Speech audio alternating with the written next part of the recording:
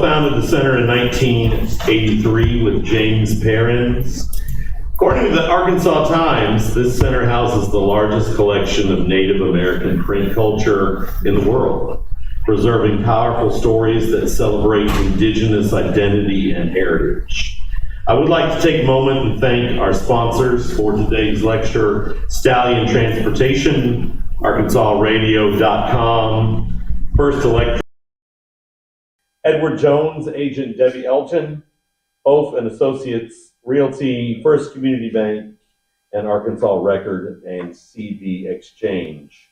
Dr. Littlefield, before I welcome you to the stage, someone who will remain nameless suggested that I ask you to tell a story about how the center got started. So if you would share that with us. There are those in the crowd who are apparently interested in that story. So if you would help me welcome today one of the nation's leading historians and advocates for Native publishing and cultural preservation, Dr. Danial F. Littlefield. Thank you, sir.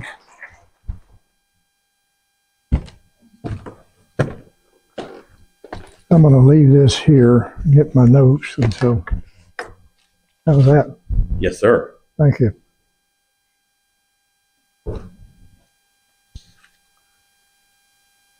Well, I'm pleased to be here today, and we have a policy at the center. If someone in the state asks us to give a talk, we do it if it's physically possible. And we're always pleased to do that because the work that we're doing at the Sequoyah National Research Center has been embraced wholeheartedly by Indian country. In fact, when Perrins and I started the center in 1983, the tribes jumped in and started sending material to us almost immediately from the time we announced what we were up to, and they understood what we were doing, trying to document contemporary American Indian and Alaska Native culture and history, because when we were traveling around doing our research, we found that very few repositories had much contemporary material. Most of them were looking at 18th and 19th century materials and recording those. So anyway, we were both in the English department at UA Little Rock at the time, and native writers were beginning to get popular in the 1970s and early 80s. And some of the material that was being published by scholars in literary field really didn't cover the subject well. And having grown up in the Cherokee Nation, as I did, I knew that there was something missing, and that something was literary history. And that's what got us started doing bibliographies of Native writers and collecting Native newspapers, periodicals, and other publications, so that now we can say that we are the world's largest repository of Native expression. And we say that without any doubt whatsoever. We have researchers that come to us from all over the world. I think the farthest anybody has come was from Australia, who came and was doing a comparative study of how Native American press covered land issues and comparing that to Aboriginal Australian papers covering land issues. And we thought that was a good topic, and we helped that person out considerably.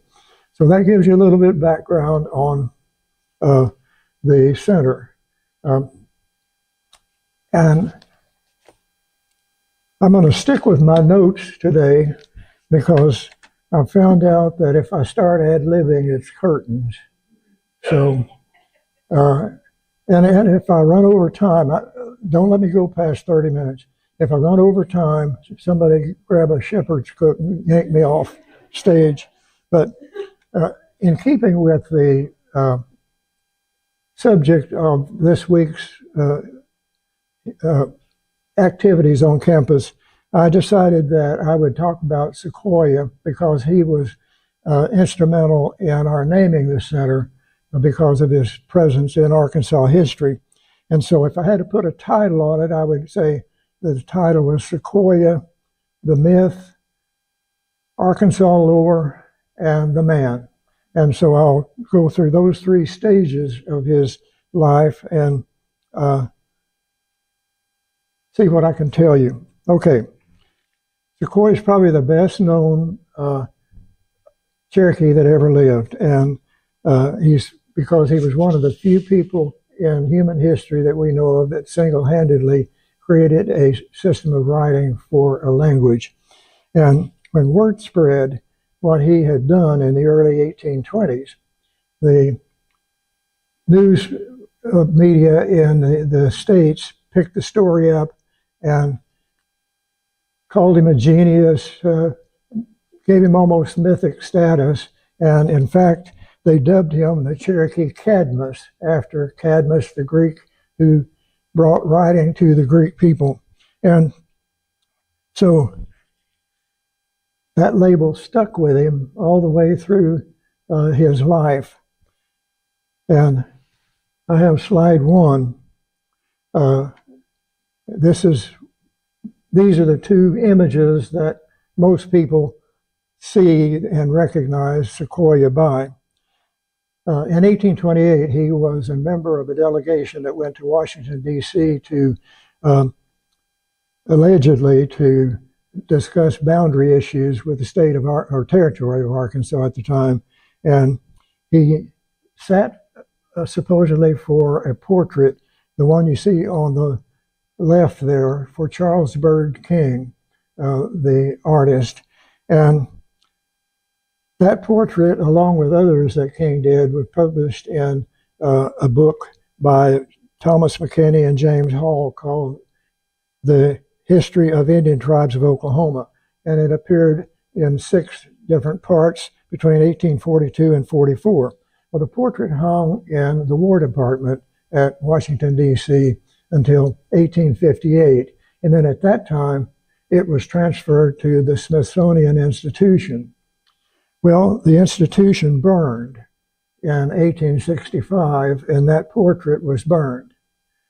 So a painter called Henry Inman took the publication by McKinney and Hall and redid the portrait of Sequoyah, and that's the one you see in the frame. Now, look at the differences. The original Sequoyah, I don't know how clearly you can see that, but it looks like he's got heartburn. And the other has a blander expression on his face and has a little fatter face than the original. And the Inman portrait is pointing at a different symbol on the syllabary than in the original. And then he also has Sequoyah sitting at a desk with an inkwell and a quill. So he innovated a little bit on that. Now,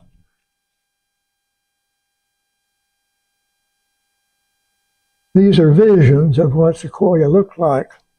Now, the kicker is that the descendants of Sequoyah say that he didn't sit for a portrait, that the man who sat for the portrait was Thomas Mall, who was the translator for that group that went from West Arkansas to the nation's capital. And so when you look at these two images, and you know that the family questions whether then he's still kind of a myth or has a mythic quality about him, recognized for what he did. So now if I can work this machine, slide 2. And this is the section I want to talk about, how Arkansas lore has dealt with Sequoyah. We named our institution Sequoyah National Research Center, as I said, because we were both in the English department, both of us interested in linguistics. We knew he was a linguist. We knew he was in Arkansas. And So we thought this would be a good name for the center.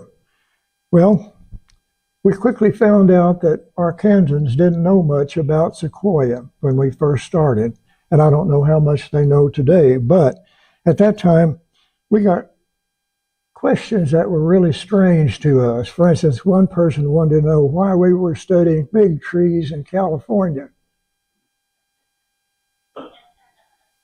We had several people ask us if there were any members of the Sequoyah tribe left. They thought it was a tribe of Indians, not a person.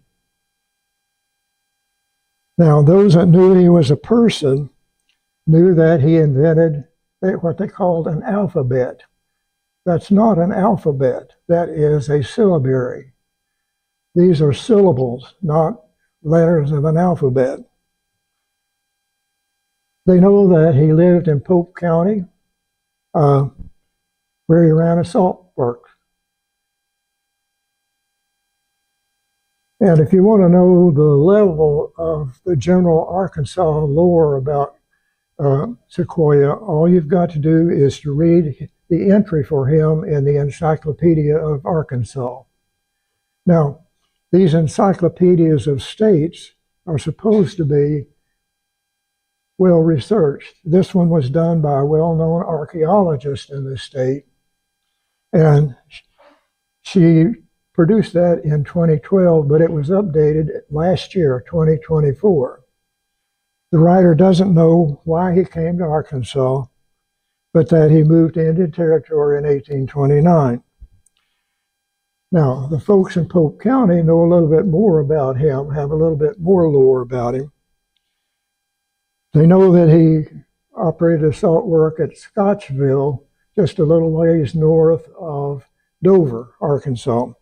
And a historical marker at Dover, erected in 1962, tells the story of his living there and producing the salt.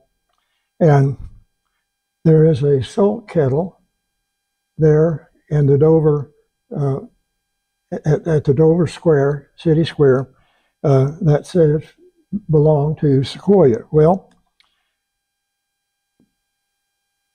1962 for that historic panel. 60-some years have passed since then, and that has not been updated. And so, does that mean that the knowledge about him has not been updated? Generally, I think it has not. The salt kettle is a salt kettle, all right. I know one when I see one. I grew up at Salina, Oklahoma, which was named for the Grand Saline, which was the largest commercial salt-producing salt work in the Cherokee Nation in the 19th century. And we had salt kettles all over town. Everybody had one to display. Whoops, I didn't mean to do that.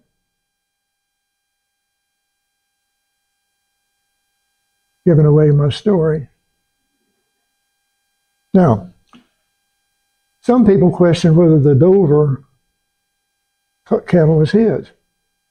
And I've seen that debated on social media. And then what that does, it leaves us with an image of Sequoyah that's just a little less vague than the portraits. Okay? So then what about the man? Well, we know he was born in what's now Vanore, Tennessee in about 1770, northeast of Chattanooga. His father's name was Nathaniel Guess, a white trader, and he went by George Guess throughout his life. That was how the Cherokees knew him, not as Sequoyah. As a child, he suffered from a swelling of the knee that left him with a pronounced limp, which he walked with all of his life. He couldn't speak English. He dressed in Cherokee traditional dress all of his life. He was twice married. I don't know much about his first wife, but he had children by both. His second wife was Sally Benge, whom he married in 1815. He was trained as a blacksmith, but the missionary said that he didn't do very good work because he drank too much. Now, we don't know when he started on the syllabary very exactly, but we know that when he started, that all of the discussions of his drinking stopped. Apparently, he got so obsessed with what he was doing that he gave up the alcohol. The Cherokees signed a treaty of cession, land cession, in 1817 with the area that he grew up in and lived in. And that treaty traded the exact number of acres on the Arkansas River to the Cherokees for the land that they were giving up in East Tennessee. They were given choices. You can either stay here and become a citizen of Tennessee, you can move to other parts of the Cherokee Nation, or you can move to the Arkansas River Reservation. And Sequoyah was one of those that signed up for the Arkansas Reservation. Well, he stayed in East Tennessee until 1819, when a new treaty forced the people out of that area finally, and he went to Willstown, Alabama, which is in the northeastern part of Alabama near what's now Fort Payne. And they had the intention, Sally, his wife said, to go on to Arkansas, but they stayed there for 5 years. Now, why Willstown is a question we often get. The Cherokees from his home region had been migrating down to northwest Georgia and northeast Alabama for a number of years. They had been a group of Cherokees who had wanted the Cherokees to keep fighting the colonists in favor of the British even after the Revolutionary War ended. So there was a kind of a political rift there, and they moved then out of that ceded area to the south and a little west. Now, we know that he made trips down there from before he moved down there, because he signed a treaty in 1816 at Turkeytown, Alabama, which is just north of and east of Gadsden today. And we know that other people who moved to Arkansas, mainly chiefs, also signed that same treaty. And then we heard the story that when he got interested in doing a syllabary, that happened at Salta, which is near Scottsboro, Alabama. And he overheard 3 men talking about how white people could put a talk on a piece of paper and send it to somebody somewhere else, and those people, that paper would talk to them and tell them the news. And they said that that was a province of white people and not Indians. But Sequoyah challenged him. He said that he could make a system of writing that would work for the Cherokees. And of course, they laughed at him. And that sort of set the tone for the way his experiment in linguistics went for a number of years. It was kind of a forecast of what was going to happen to him. Now, how much of the work he had done before he went to Willstown is uncertain. But we know that he perfected his system while he was there. Now, he had to have some good status in the tribe in 1816, or he wouldn't have been signing that treaty that set the boundary between the Cherokee Nation and the territory of Alabama. And other people that signed that, like Spring Frog, Dick Justice, and the Glass, all those 3 particularly end up here in Arkansas as well. So we know that Willstown became kind of a departure point for Cherokees. Now, his status changed in 1822.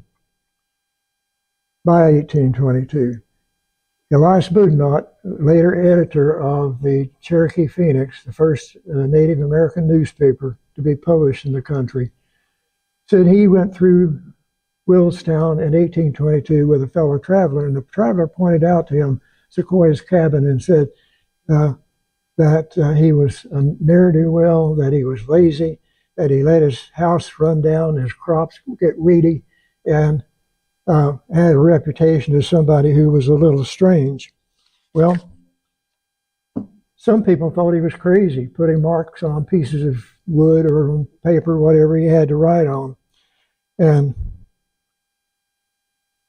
he had been experimenting by trying first to make a symbol for each word in the Cherokee language. He got his young daughter, to help him, and they thought of all the words they could. Well, found out that nobody could memorize enough symbols for as many words as they came up with. So then they decided that same sounds were repeated in Cherokee language. And so then they started listening for sounds, and they ended up with 86 sounds that he could make a symbol for and people could remember. Now, the elders in Willowtown thought that he was possessed by evil spirits, and they brought charges against him for that. And of course, this was a capital offense in the Cherokee Nation. If convicted, he would be executed. Well, the town chief, George Lowry, who later shows up in Cherokee history as a deputy chief or assistant chief, principal chief, and treasurer of the nation, was the town chief of Willstown.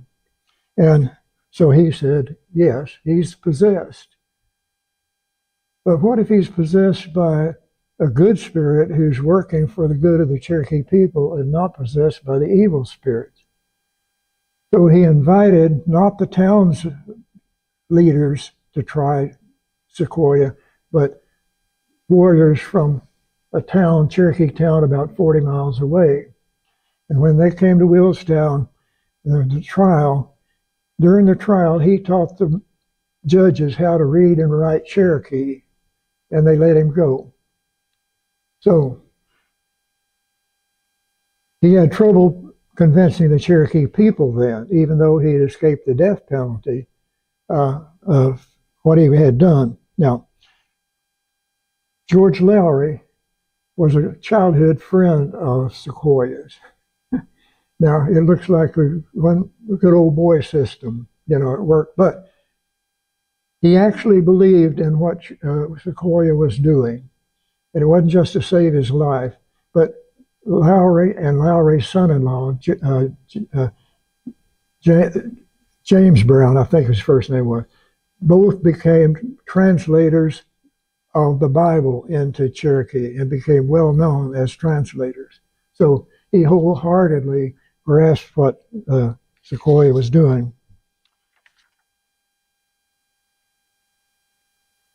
Now, not able to convince the local Cherokees of the validity of his work, Sequoyah came to Arkansas in 1823. And he went to Takatoka's village on the Illinois Bayou in what's now Polk County. And Takatoka was a very conservative chief. He had been chief until 1813. And he had been the mainstay in the fight that the Cherokees had ongoing with the Osages during the time they lived in Arkansas. And he had opposed Western education. He had opposed the establishment of Dwight Mission to the Cherokees in the West. But he welcomed Sequoyah because he thought that if the Cherokees could develop their own language, read and write their own language, they could keep their own records, and that would keep them free from the U.S. government particularly, but the American society. So Sequoyah taught the young men of Takatoka's village. Those were his first students. And he held a public display of their work at the end of his teaching, where he would have a statement dictated to a student in one room who would write it, and the letter would be taken to another room, and a student there would read it. And then that student would write, send a message back, and the original would read it. And that was the method he used to test out his theory and convince people that it really worked. Now, one of the students here in Arkansas wrote a letter back to the East, to his relatives there. Sequoyah took that letter back to the East, read it, and more people then became convinced that what he was doing was valid. Now, Boudinot, who had gone through Willstown in 1822, said that he hadn't paid any more attention to Sequoyah and his work until 1824. Then, in 1824, at New Echota, the new capital of the Cherokee Nation in the East, he saw some men sitting, reading and writing in Cherokee. So by 1824, then, the syllabary is becoming popular and literacy is increasing in the Cherokee East. And the Cherokee literacy increased to the point where they had printers type cast in the language, and the Cherokees began printing the Cherokee Phoenix on a monthly basis in February of 1828. And it lasted until the Georgia officials shut it down in 1832 before they moved the Cherokees out. Now, in 1824, Sequoyah and his wife Sally and their family moved to Arkansas to stay. And as the sign points out, they settled on the Illinois River near Scottsboro, where he made salt to some extent. We don't know how much he made. His wife later indicated he didn't do much, but he went into business with Takatoka to establish a blacksmith shop, which Takatoka's brother ran. And the missionary said that Sequoyah did some blacksmith work here in Arkansas and that he did a very good job with it. So I guess the drinking had stopped completely by then. Well, in 1828, he was named a delegate to go with others to Washington, D.C. The purpose was to negotiate the western boundaries of Arkansas and to talk about annuities which they claimed were due them. And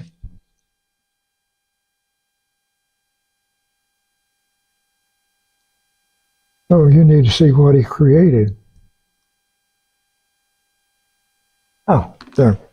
All right.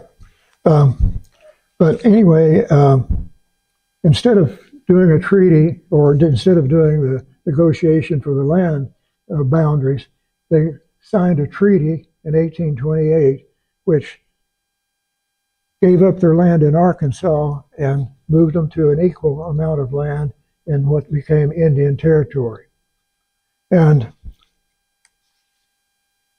course, the Cherokees here, just as Cherokees east of the river, had a law that said any Cherokee who agreed to give up Cherokee land, sell it, cede it, whatever, would be executed. All of the delegates except Sequoyah and Thomas Graves stayed out of Arkansas. They were the only two who came back because the people in Arkansas, Cherokees in Arkansas, were so incensed that they already had begun to put up poles in front of the delegates' houses to put their heads on after they were executed. So Sequoyah and Thomas Graves went to a council, told the people what they had done, and so on, but they weren't executed. Why? Well, by then, Sequoyah was an icon. The Cherokees had cast a medal in his honor and had given him a little stipend, and so appreciation of what he had done. But Graves, what about him? He was also a kind of icon for the Cherokees. Seems like some years earlier, the Arkansas territorial officials had arrested him for killing 2 Osages. And they claimed it was on Arkansas territorial land when it happened. Turns out it really wasn't. But he stayed in jail in Little Rock for months while they were arguing jurisdiction. And the Cherokees fell back on a treaty of 1817 that said that crimes of Indians against Indians were Indian matters. Crimes against whites were state or territory, white jurisdiction, and so on. Well, it wouldn't have been a problem if Graves hadn't been racially white. He had to live with the Cherokees all of his life, from childhood on. And the Cherokees accepted him as a Cherokee. Culturally, he was. He was a well-known town chief here in Arkansas. And so this went on for months, arguing back and forth. And finally, Arkansas territorial officials let him go. They agreed that he was, if the Cherokee said he was a Cherokee, he was a Cherokee. And so they let him go for that reason. Now,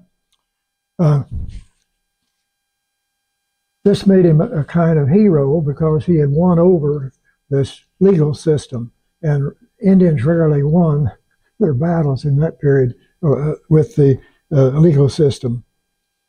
Now, in 1829, Sequoyah and Sally moved what they could pack on horses and go to what's now Oklahoma. Well,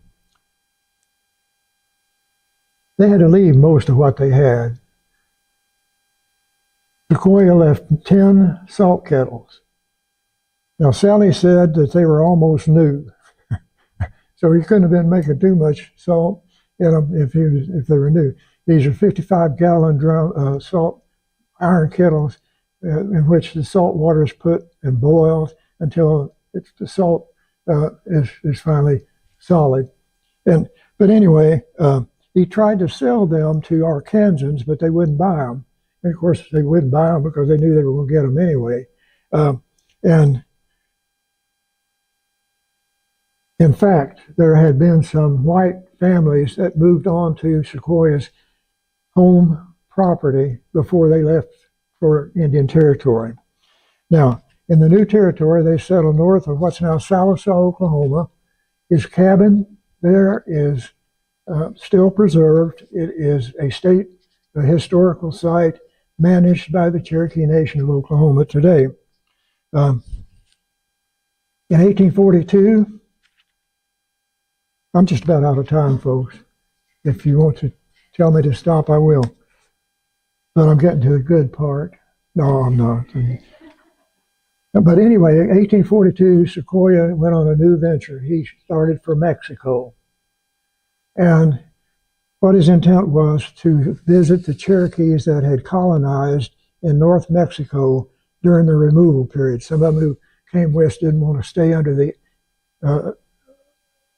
umbrella of the federal government and went on to Mexico. And he disappeared. Well, later, a Cherokee named Worm, who had been along with him, said that he died in 1843 and was buried at Zaragoza, Puebla, Mexico. And so that ends the story of the man, but he's held in great regard for the Cherokees. Now, I have to say that the Cherokees are leading the country in tribal persistence of retaining their language.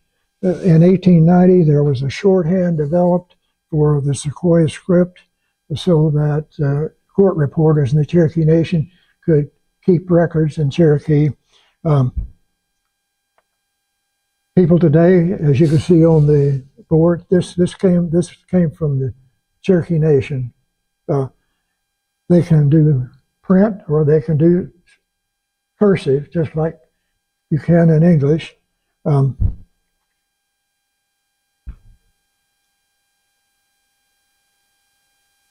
Cherokees can Google in Cherokee now.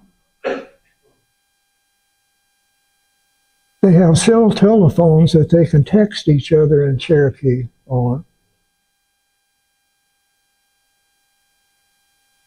Cherokee writers produce, what do you call those things? Graphic novels with dialogue in Cherokee.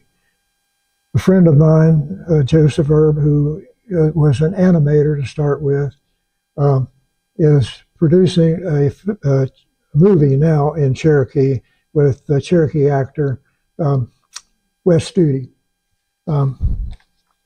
Performers sing country music, country and western music in Cherokee.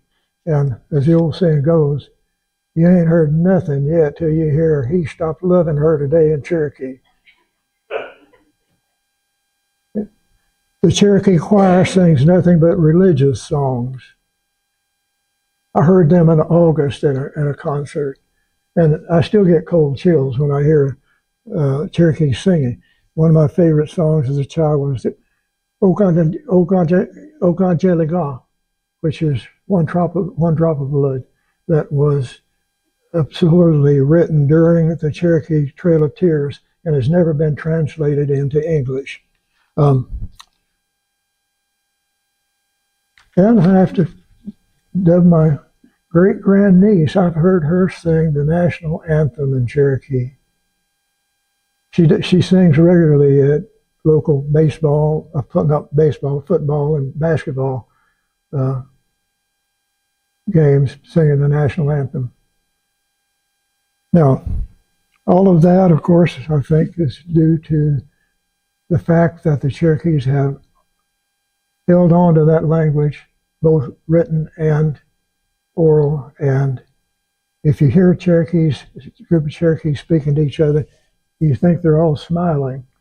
But very few words in Cherokee, the lips come together. It's if I say my name, Ustigilogasa, my lips don't come together. If my family, Ustigilogasa say Danialu, my lips don't come together. But if I say Alma, water, they do. Or if I say Kamama, butterfly, they come together. Or if I say Utana Kamama, literally big butterfly, but it's elephant, word for elephant. So, that's questions.